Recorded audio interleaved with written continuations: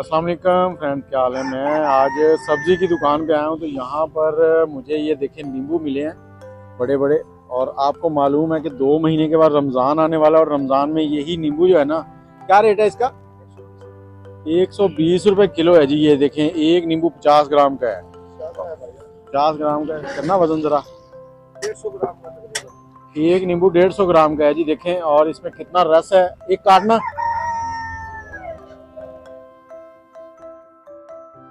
अब ये देखें जी, ये रस भरे नींबू हैं। और आपसे मैं यही कहूँगा कि आज 120 है तो आने वाले रमज़ान के दिनों में ना ये नींबू जो है ना ये हो जाएगा 700 से 800 रुपये किलो।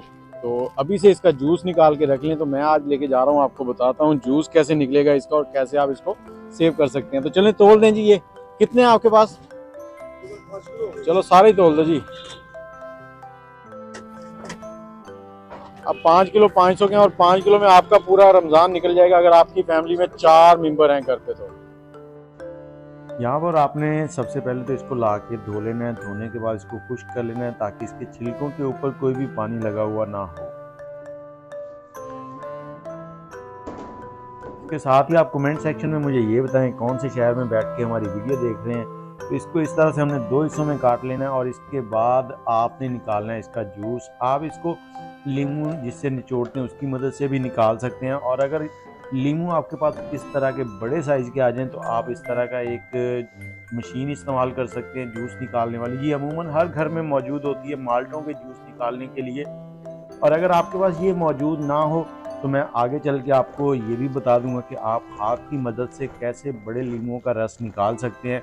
और कमेंट सेक्शन में ये बताएं कौन से शहर में बैठ के आप हमारी वीडियो देख रहे हैं और आपका वज़न कितना है, क्योंकि लीमू जो है ये वज़न को कम करने में भी बहुत मदद करता है। ये देखिए एक लीमू का इतना सा रस निकला है। तो यही मौका है, बाज़ार से सस्ते लीमू खरीदें और रमज़ान की तैयारी कर लें। रमज़ान के लिए लीमू का रस जो है ना वो स्टोर करके रख लें। बहुत ही ईजी रेडी हो जाता है। और चाइना के लीमू जो है ना वो आपने इस्तेमाल नहीं करने। ये देसी लीमू आपको मिलेंगे, इनका रस निकाल के आप इस्तेमाल करें। इंशाल्लाह आपको बहुत ही लाजवाब रिजल्ट मिलेगा। और ये देखें बिल्कुल इस मशीन के साथ अंदर से खाली होते जा रहे हैं। और ये जो ऊपर दाने से है ना इनको आपने ज़ाया नहीं करना है, इनको जूस के अंदर ही डाल दें।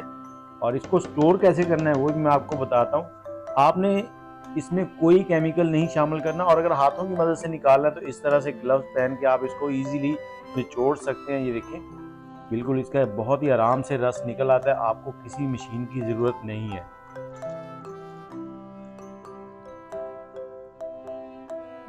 और इसे स्टोर करने के लिए आपने कोई केमिकल इस्तेमाल नहीं करना, बस एयर टाइट कोशिश करें शीशे का जार मिल जाए या फिर ये पेप्सी कोक या 7 अप जो बोतलें मिलती हैं खाली वो ले लें। उसमें आप इसको डाल लें, उसको वॉश करके अच्छे से खुश्क कर लें पहले।